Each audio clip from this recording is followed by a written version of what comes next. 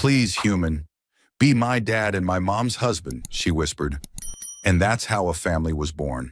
The rain never stopped on Drevara 8. It didn't come in waves or sudden storms. It just fell, constant and indifferent, soaking everything until the colony rusted from the bones outward. Malric Thane sat alone in the dim, freight-checking outpost, its ceiling humming from the old generator tucked behind sagging crates.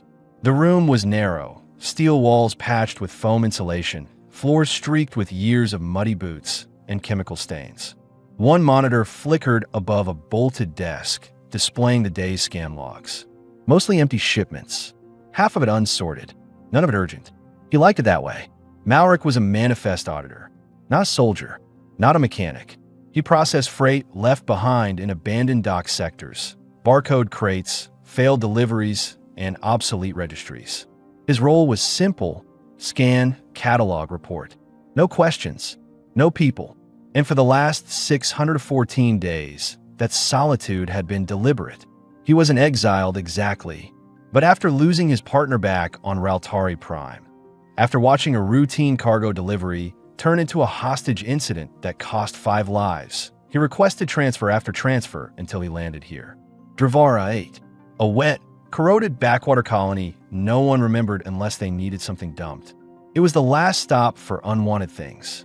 Malric adjusted the collar of his thermal shirt and keyed in another log. He glanced at the time display. 2039. He hadn't spoken to another human in 3 weeks. The silence was steady, familiar. Then a knock. He froze. Not loud, just a soft, controlled tap on the outpost's front access panel. He waited. Another knock, weaker this time, as if whoever was out there wasn't sure they should continue. Malric stood slowly, unsure whether he was hearing things. He muted the screen and moved to the door, placing his hand just above the manual override. His pulse ticked faster. This sector was sealed off from public traffic. No transports docked here anymore. No traders passed through. And the shelter stations were at least 20 clicks west, past the collapsed fuel silos. He flipped the external camera. Nothing but static. The unit was corroded again. He unlatched the panel and pulled the door open. Outside stood a child, barefoot, drenched. Rain rolled down her thin shoulders. Her oversized robe, a stitched-together mess of fabric and insulation foam, clung to her like it had never fit to begin with. She had lavender skin, turning bluish at her joints from the cold. Her arms were thin, frail. Too thin. She looked up with steady, unblinking silver blue eyes. And then she spoke. "Please, human, be my dad, and my mom's husband." No fear, no trembling, just calm, soft desperation, like she was reading from a line she'd practiced but didn't understand. Behind her, slumped against the support beam, was a woman. She wasn't dead, not quite, but close. Her skin was darker, violet, bruised along the arms, the knees. Her long white hair stuck to her collarbones, tangled and matted. Her eyes were closed, jaw tight. She wore a ragged chest wrap made from some kind of ship canvas, knotted behind her back, and a translucent cloth over her hips, soaked and clinging to her thighs. No shoes, no bag, no cover. The child reached in her sleeve and offered a torn data sheet. Malric took it. Unclaimed biological asset. Status, discarded. Registry, voided. Origin, hybrid Arini/Allen. Offspring listed, 1. Retention priority, none. His heart sank. This wasn't a trick. It wasn't a setup. No one was coming to rob him. They were abandoned. Systematically, legally, and without ceremony.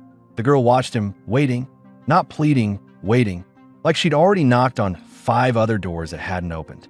Malric's mind spun. He'd read about these cases. Hybrids bred as domestic companions, sometimes traded or leased off colony. If the registration expired or the host lost their license, they were dumped. Technically not people, not in certain sectors. And if the child wasn't born in a clinic, if no one claimed her, she had no right to shelter. He looked at the woman again. She was swaying slightly, barely upright. No drones, no sirens, no pursuit, just indifference. That was worse. He didn't say anything. He stepped aside. The girl didn't smile. She nodded. One small practice nod. She turned back, took her mother's hand, fingers limp, and helped guide her inside. Narral, the woman, stumbled twice. Malric caught her arm once, cool to the touch. She flinched at first, then let him help her. He led them to the back storeroom, a narrow space meant for surplus crates, now half empty and warm. A portable heater glowed in the corner. He cleared a stack of canvas from the sleeping pad and gestured toward it. Narral sank to her knees. No questions, no hesitation. The girl sat beside her, pulling her soaked robe tighter around her knees. Malric handed her a towel, then a protein pack and water bottle. She didn't take them immediately. She waited for Narral to nod. Then the girl ate. Quick, hungry bites. Her eyes stayed on Malric the whole time. Narral said nothing. Her body trembled. Her wrap slipped slightly off one shoulder, exposing more bruising across her ribs. She made no move to fix it. Malric averted his eyes and stood. He moved to the adjacent room and sat at the terminal. He tried to resume the manifest entry. His hands hovered over the keys. The system beeped, waiting, but nothing felt important anymore. He backspaced the last crate entry. Closed the file. The silence returned, but not the same kind. It felt fuller, like something was breathing in the room now. In the corner, Zai, the child, was curled near the heater, already asleep. Her robe steamed lightly where it dried against her skin. Narral remained upright, eyes half closed, hands pressed against her thighs as if preparing to be sent back out. Malric stared at the open door. The wind had shifted slightly, pushing mist into the frame.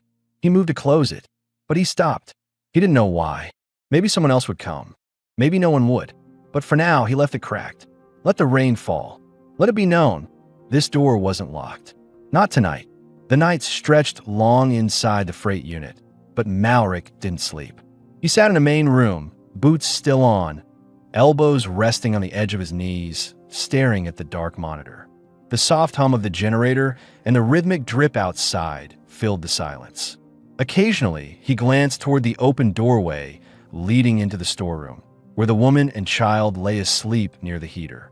He could see just the edge of the sleeping pad and the dull glow outlining their shapes. He should have reported them. That was protocol. Unregistered biological assets, especially hybrids, were meant to be flagged and logged. But the idea of opening a comm line, of letting anyone know they were here, it didn't sit right. Who would he be reporting them to anyway? There were no rescue agencies on Dravara, no protection centers, no one waiting to intervene. All reporting would do is hand their data to a registry that had already discarded them once. He knew the outcome: processing, reassignment, or permanent voiding. No questions asked. He leaned back in the creaky chair and exhaled slowly. No decision yet. Just time. He'd give him one night. One dry night. That much he could offer. The next morning, gray light filtered through the upper vents. Not sunlight, just a slightly less dark shade of rain cloud. Dravara didn't have mornings in the traditional sense. It had a lighter kind of wet. Zai was already awake, sitting cross-legged near the heater with her hands tucked into her robe. She didn't say anything when Malric entered. She just watched him with those clear, silver blue eyes that somehow looked older than they should have. Alert, quiet, but not afraid. She was waiting again for instructions, maybe, or permission to keep existing. Malric knelt by the heater and checked the power cell. Still running. He slid a protein ration toward her. She took it without hesitation and began unwrapping the seal. No thanks, no smile. Just quiet survival. Behind her, Narral hadn't stirred yet. She was still curled on her side, her legs drawn up toward her chest. Her wrap had dried overnight, but was still in bad shape, thin, fraying along the edges. One of her shoulders was exposed again. Her hair had partially dried, now a dull white curtain across her cheek and neck. He looked around the storeroom. There wasn't much, but it was warmer than outside. The small hygiene station in the back corner still worked. The med pack was half used but intact. He had clean shirts, not many, and an old thermal pair of leggings folded near the crates. Zai watched him. "She's sick," Malric asked quietly. The girl shrugged. "She doesn't move much after walking." "How long were you out there?" Zai thought about it. "I don't know. She said, "Keep walking until someone opens a door." Malric didn't answer. His throat tightened. "Where did you come from?" he asked. "There was a station near the market," she said. "We stayed under the loading dock at night. They gave us some soup there before they said we had to leave." Neryl stirred behind them. Her fingers flexed slightly. She inhaled, then coughed, a low, dry sound that cracked in her chest. Malric reached for the water bottle and set it beside her. She blinked awake slowly, her body heavy with exhaustion. When she sat up, the wrap shifted again, and she instinctively reached across her chest to fix it. This time, she looked at Malric. "I'll wash," she said, voice low and rough. "Then we'll go." "You don't need to," he replied. She didn't answer immediately. Zai looked between them, but stayed silent. Neryl finally spoke again. "I don't want her to hear me beg again, so just say what we owe you." Malric shook his head. "There's no price." Neryl frowned. "Then why?" He didn't respond. She stood slowly, wobbling for a moment as she balanced on bare feet. Her legs were bruised, not fresh, but faded purple marks and long scrapes. Her movements were careful, slow, not dramatic, the kind of caution that came from pain too familiar to surprise her anymore. He pointed toward the small shower unit. "You can clean up in there. Water's limited, but it runs." She nodded, not in gratitude, but acknowledgement. A few minutes later, she stepped into the narrow chamber and slid the door closed. Malric remained outside. The heater buzzed quietly. Zai finished her food and leaned back against the wall. She seemed calmer now, not comfortable, but no longer waiting to be thrown out. He handed her a clean towel. She held it against her lap and looked at it like she wasn't sure if she was allowed to use it. Inside the shower, the water began to run. Not for long. The unit regulated to 30-second intervals. Just enough to clean the worst of the grime. Neryl didn't sing, didn't cry. She washed quickly, efficiently, like someone who'd done it under pressure before. The soft sounds of water against skin and steel echoed faintly through the walls. When she emerged, her hair was soaked, darkened, clinging to her shoulders. Steam curled from her skin. She wore the gray, thermal shirt Malric had left by the door. It clung to her figure in places, loose in others. The leggings hugged her thighs tightly. She looked present, still guarded, but more upright. Less ghost. She stepped forward, holding the soaked wrap ball in her hands. "Where should I put this?" she asked. "Leave it by the vent," Malric said. "It'll dry eventually." She did. And then, for the first time since arriving, she looked directly at him. Not in fear, not in debt, just looking. "I'm Neryl," she said again, quieter this time. "She's Zai." Malric nodded. "You can stay for now, as long as you need to recover." Neryl's jaw tensed, like she wanted to argue, like she expected this to turn into something else. But nothing came. No demands, no expectations. Zai tilted her head. "Do you live here alone?" "Yes." "Why?" He hesitated. "Too many people out there."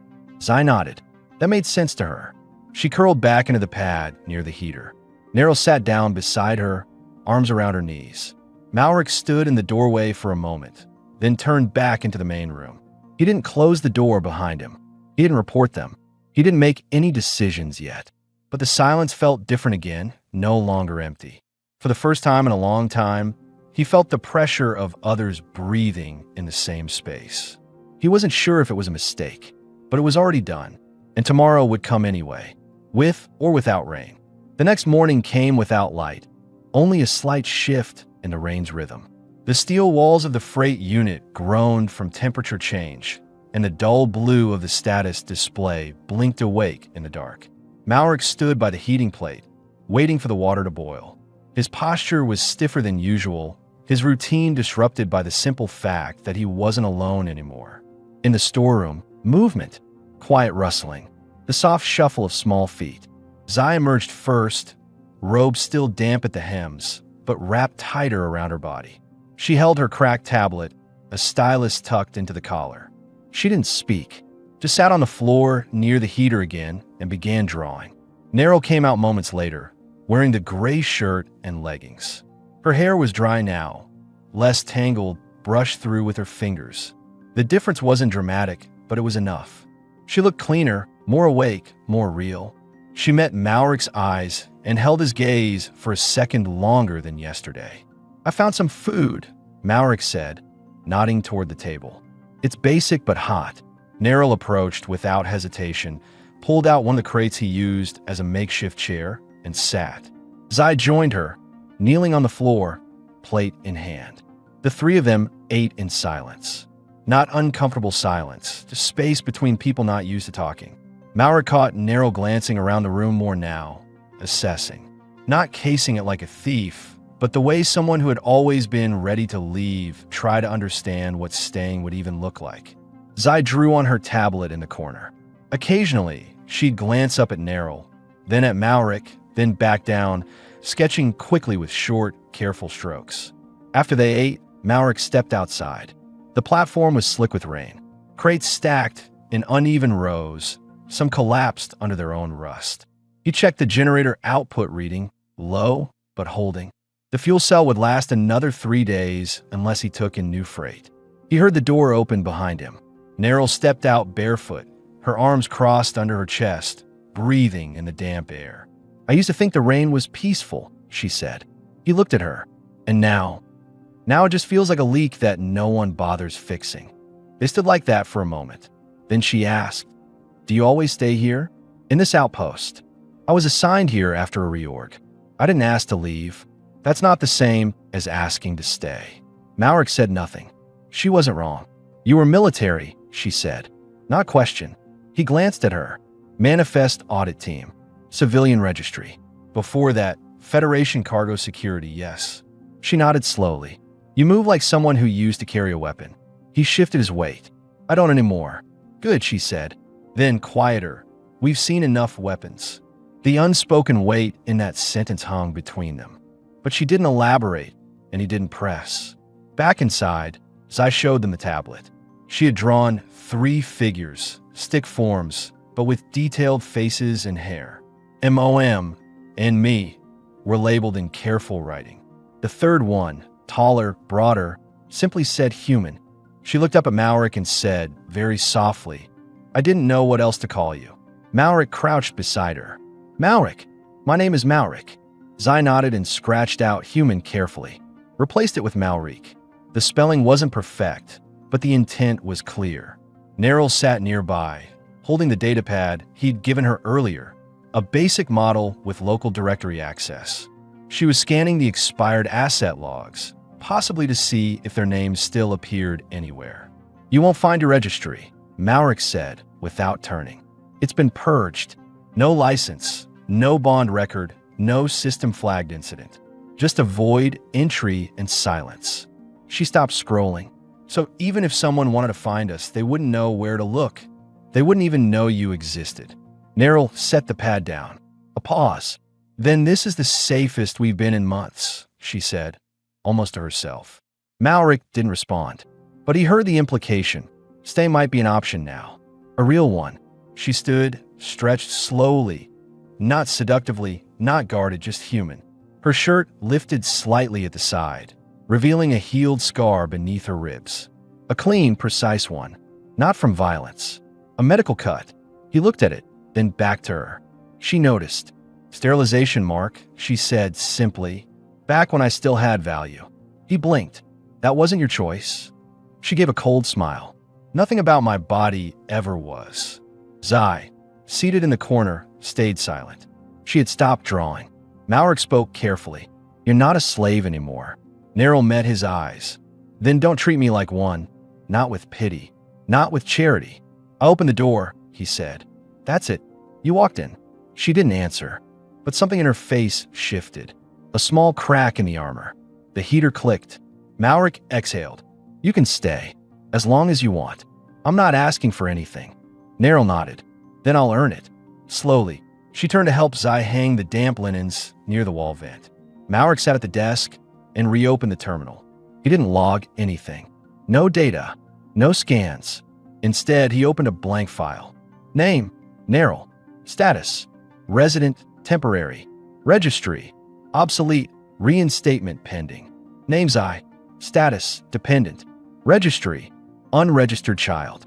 Authorized by M. Thane. He saved it locally. Not to the cloud, not to the system, just in case someone needed to remember them. No one had asked him to do it, but he did it anyway. And for the first time in 2 years, he didn't feel like a monitor of forgotten cargo. He felt like a witness, and maybe, just maybe, a keeper of something worth holding on to. Rain dripped from the roof like clockwork, soft, consistent, mechanical. It was early evening, though Dravara 8 offered no difference in light between day or night.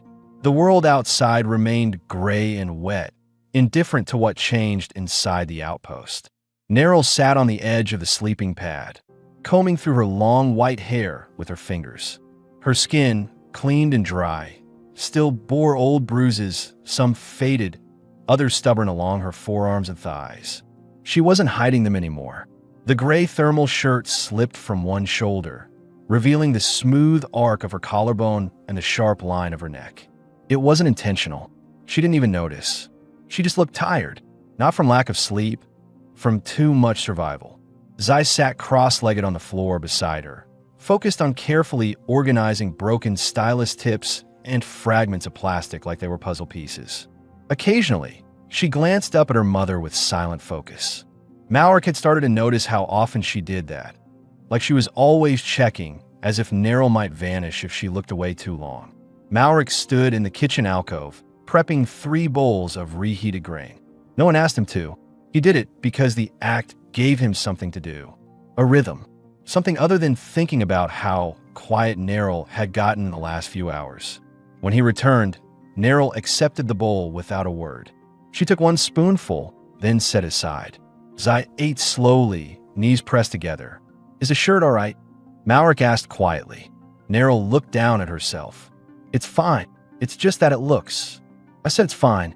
She didn't snap, but the interruption was sharp. She caught herself. "Sorry." Malric sat on the crate across from her. "You don't have to explain anything."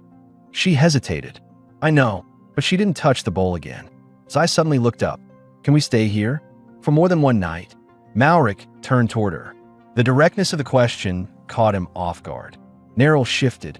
"Zai, it's okay," Malric said. "She deserves to ask."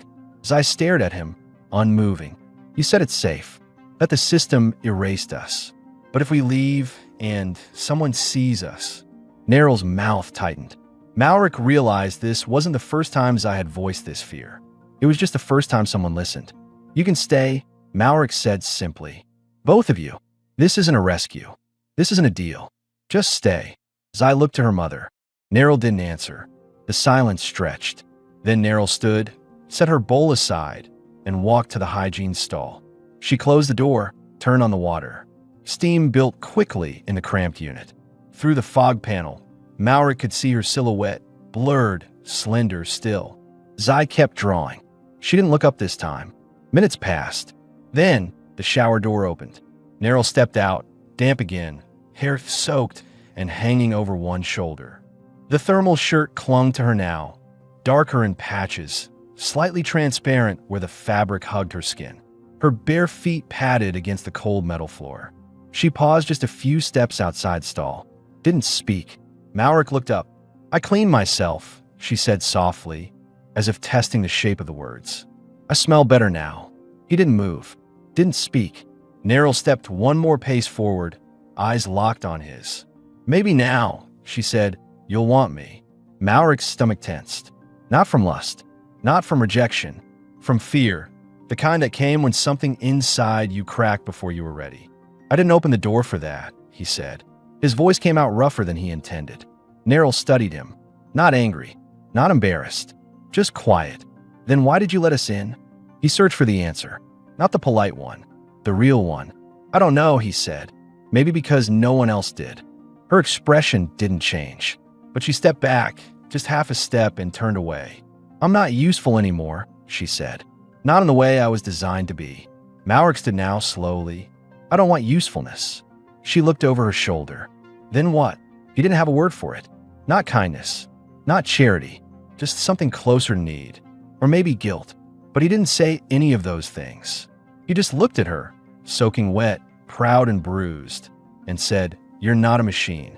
Neryl blinked once, as if no one had ever said that to her before. Then she whispered, I don't know how to be anything else. She turned back toward the heater and sat beside Zai, wrapping the towel around herself. She didn't speak again that night. Malric stood there for a while longer, heart hammering too hard for how little had happened. But something had changed. Not loudly, not permanently, but enough to scare him. Because now he realized something. If they stayed, it wasn't just his space that would change. It would be him. The outpost felt warmer in the morning. Not from temperature, but from presence. Malric noticed it the moment he woke. There were quiet sounds in the storeroom. Faint shifting fabric, the scratch of a stylus on a tablet, the hushed rhythm of two people sharing a space. For the first time in over a year, he wasn't the only heartbeat echoing inside the walls. He got up without dressing fully, just his thermal undershirt, feet bare on the cold floor. As he moved toward the central unit, he paused. Zai was sitting cross-legged near the heater again, tablet resting on her knees. She didn't look up immediately. Her focus was fixed on what she was drawing.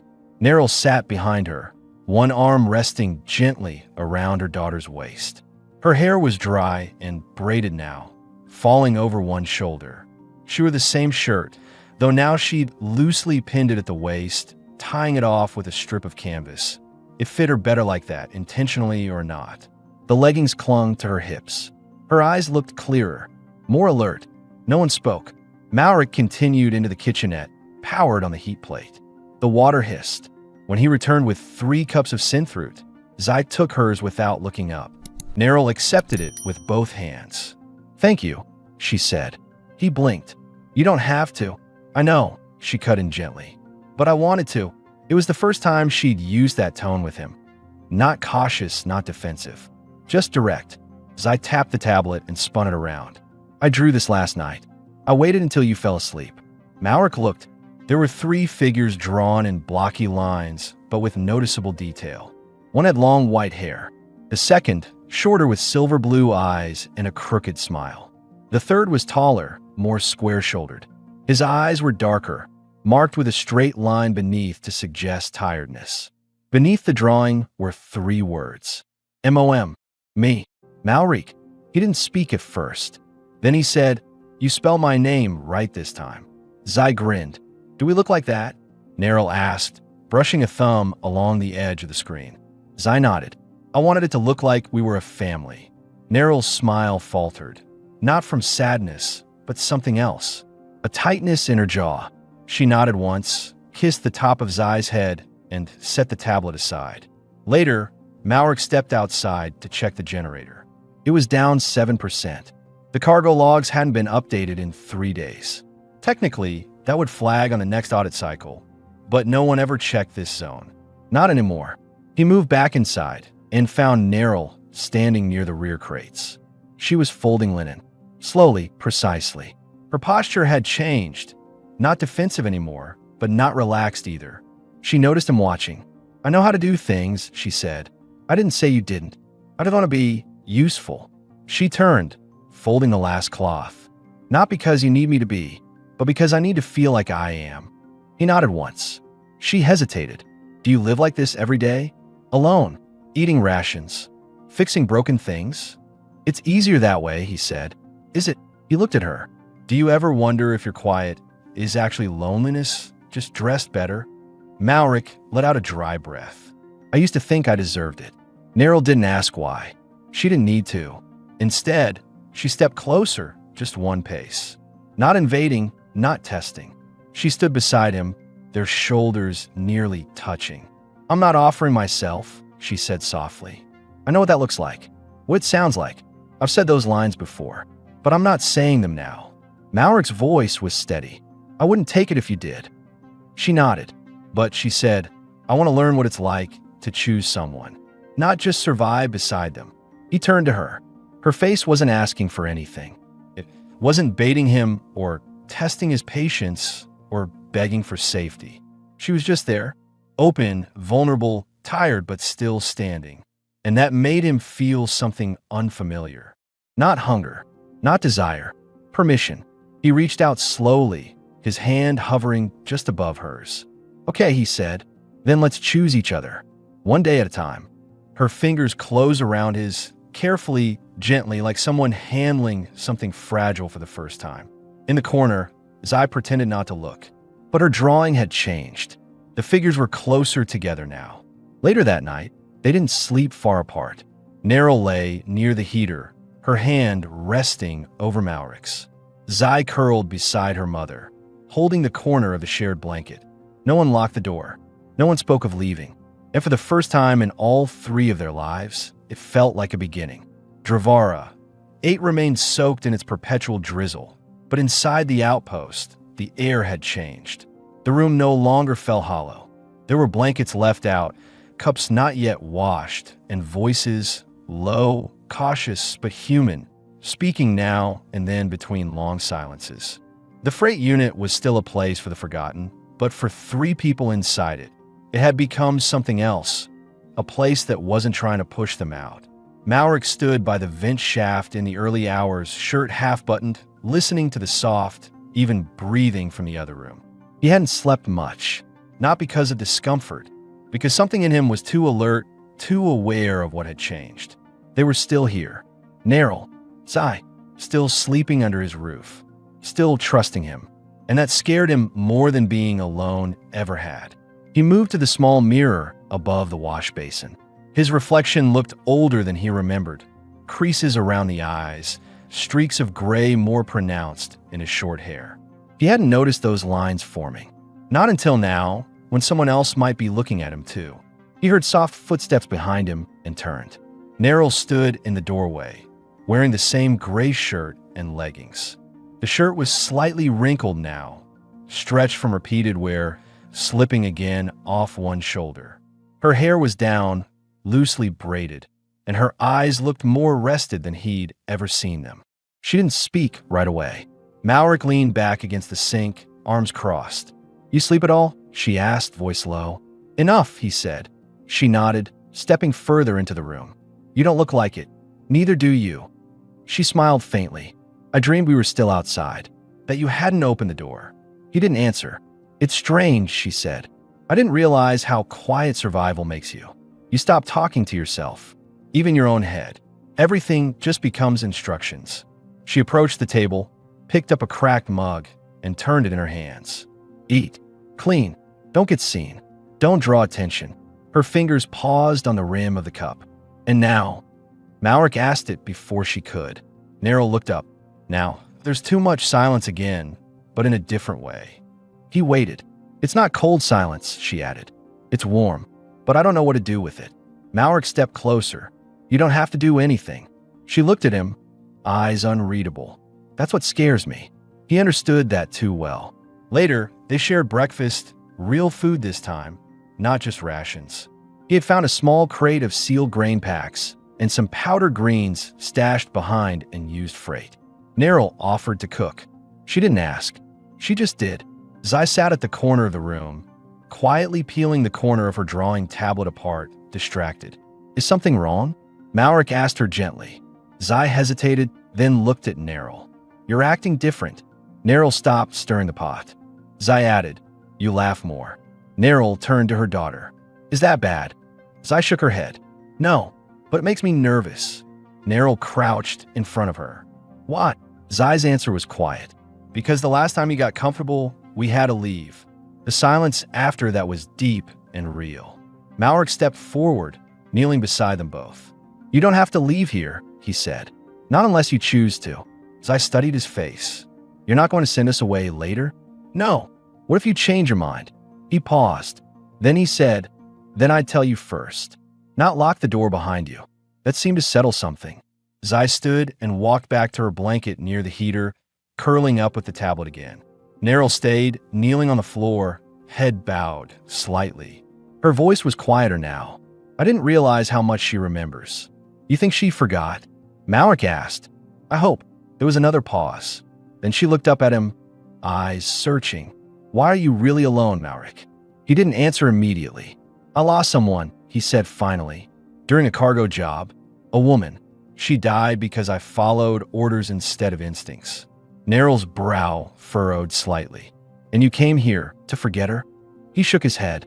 "I came here to stop doing anything that might matter." She leaned forward, voice low. You already broke that rule. They stayed like that for a moment, close, knees almost touching. Neryl's hand brushed his. Deliberate. Slow. He didn't pull away. I don't want to break you, she whispered. Not by needing too much. You're not, he said. You're not breaking anything. She sat back, her expression unreadable. Not suspicious. Not sure either. That night, after Zai was asleep, Neryl didn't retreat to the far wall. She curled beside the heater with Malric close behind, their backs touching, breathing synced in the quiet. There were no words exchanged. But in the dark, something was being rebuilt. Carefully, honestly, and neither of them ran from it. Morning came slowly, with the same soft drizzle that never left Dravara 8. The freight unit smelled faintly of steam and metal. Malric sat alone in the main room, watching the heater's orange glow flicker against the far wall. His mug was still warm in his hands, untouched. His mind wasn't on it. Neryl hadn't spoken much since last night. She hadn't pulled away, either. That small space between them, backs touching, breath sinking, had lasted longer than he expected. Long enough for him to feel her warmth. Long enough for him to start wondering what would happen if it didn't stop. Now, hours later, the silence felt heavier. He heard a sound from the storeroom, then Zai's voice. Mama. A pause. Then Neryl's soft reply. I'm here. Malric stood and moved toward the door. Zai was sitting up now, hair a mess, her blanket wrapped around her shoulders. She looked small in the morning light, her skin paler than usual. Her eyes were on her mother, watching closely. Neryl sat at the edge of the pad, her knees pulled up. She looked calm, but her eyes were distant, focused inward. Zai spoke again, quieter. Are we going to stay here forever? Neryl didn't answer at first. Malric stepped into the room and crouched beside them. You can if you want. Zai looked down. But what if she leaves? Neryl blinked. Zai, you always leave, the girl whispered. When you get quiet like this. When you start looking out the window too long. That's when it happens. Malric looked to Neryl. She didn't deny it. He realized this was a pattern. Not abandonment, withdrawal. Retreating emotionally before it hurt. Before she could be pushed. Neryl reached for Zai's hand. I'm not leaving. You say that, Zai said, pulling back, but you've said that before. Neryl didn't try again. She just sat there, breathing shallowly. Malric spoke. Then let me say it. Zai looked at him. I'm not your father, he said. But if you want me to be, if you're okay with that, then I'm not going anywhere either. Zai's mouth parted slightly. She didn't smile. She just studied him like she was waiting to see if the words would fall apart. They didn't. Neryl stood, quietly. She walked into the next room, not out of anger, but to breathe. To think. Malric followed her minutes later. She stood near the door, arms crossed over her chest, looking at the storm outside. She's right, Neryl said. I do run. Sometimes not with my feet, just with my mind. You didn't run last night. I wanted to. He waited. Neryl turned to him. You think this is something simple? That I just flip a switch and suddenly I belong here? No, he said. I think it's something we keep choosing. Or we don't. She stepped closer. I want to choose it, she said. I'm just terrified it won't want me back. He looked at her. It already does. She reached out, slowly, touched his jaw with her fingertips. Her hand trembled, not from cold, from restraint. She leaned in until her forehead rested against his. I don't want this to be another transaction, she whispered. It isn't. Then, I need you to hold me. Not because you want something from me, just because I'm here. He slid his arms around her, pulling her close. She melted into him, pressing her face to his chest, fingers curling into the fabric of his shirt. No tension, no seduction, just presence. And it was enough. Later that evening, Zai fell asleep early, curled beside the heater again with a new tablet he'd found in a buried crate. She had drawn another picture. This one was simple. 3 figures inside a small square labeled home. No names this time. Just a window in the corner with rain drawn outside. And 3 cups on the table. Neryl stepped out of the shower wearing the shirt again, damp from steam, unbuttoned slightly at the top. Her hair was wet. Her cheeks flushed from the heat. She didn't say anything. She walked across the room and sat beside Malric, who was working silently on the manifest system. She leaned her head on his shoulder. He closed the terminal. No words needed. She looked up at him once. Their eyes locked, and then she kissed him, soft, unhurried, with no calculation behind it. He returned it just as softly. It wasn't desperation. It wasn't comfort. It was the first time either of them had been chosen, not out of fear or survival or loneliness, but because they finally wanted to stay. Weeks passed. The rain never stopped, but it no longer felt like a threat. Just part of the backdrop. The freight unit still creaked at night. The generators still grumbled in the mornings, but now there were voices that filled those spaces. Movement. Life. Zai sat at the table beside the heater, humming quietly as she arranged meal packs by size and color.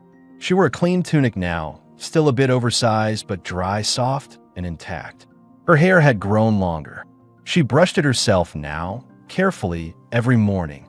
Neryl was in the hygiene stall, steam curling under the doorway.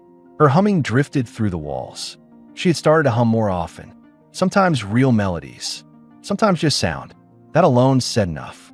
Malric poured 3 cups of tea, the last of their synth fruit supply, and glanced at the small data screen beside the sink. The weekly manifest was updated, inventory logged, and a note sent to Central Registry. Manifest checkpoint number 087. Resident count 3. No discrepancies. He didn't need to lie. No one asked questions anymore. No one checked. The system had stopped watching, and for once that was a gift. Neryl emerged from the stall wearing a slate blue shirt Malric had stitched together from leftover freight fabric. It hung just right, low over one shoulder, long down the back. Her leggings had been mended by her own hand. He could see the careful stitches. She still walked barefoot across the cold floor, but now she moved with a kind of relaxed weight. Not hunted, not guarded, present. She took her cup and sat beside him on the edge of the low cot. Their thighs touched. "You did the report?" she asked, sipping. He nodded. 3 residents. No details, just a number. "That's all we are to them," she said. "That's all we need to be." Zai came over and climbed up beside Neryl. She handed over her tablet. "Can I show you something?" They looked. It was another drawing, neater now, more practiced. The same 3 figures, her, Neryl, Malric. But this time, all their hands were joined, and behind them, a small structure was drawn. Not the outpost, but something newer, smoother, home-shaped. "What's this?" Neryl asked gently. Zai smiled. "A house. When we have time to build one." Malric looked at her. "You want to build something?" Zai nodded. "Not today, but maybe later, when the rain finally stops." Neryl kissed her daughter's head and pulled her close. The girl tucked herself between them, arms folded. No one said it, but the words were there. This is home, not something found, something made. Later, Malric and Neryl worked together near the generator. She handed him tools without needing to ask what he needed. He tightened bolts with calm, practiced hands. They barely spoke. They didn't have to. She wiped a smear of grease from his jaw with her sleeve. He kissed her in return. Light. Familiar. "Still want to be here?" he asked. Her answer came easily. "Yes." That night, they ate together on the floor. No special meal, just warmth and closeness. After Zai fell asleep near the heater, Malric and Neryl curled up together on the cot, the blanket pulled high. He held her without fear now, and she didn't flinch. Neryl whispered into the dark, "I didn't think anyone would ever look at me and not want to fix me or use me." He tightened his hold gently. "I didn't want to fix you. I just wanted you to stop walking in the rain." She pressed her forehead to his chest. They didn't speak again that night. They didn't need to. And when the morning came, gray, wet, ordinary, it was perfect, not because the world had changed, but because they had, together.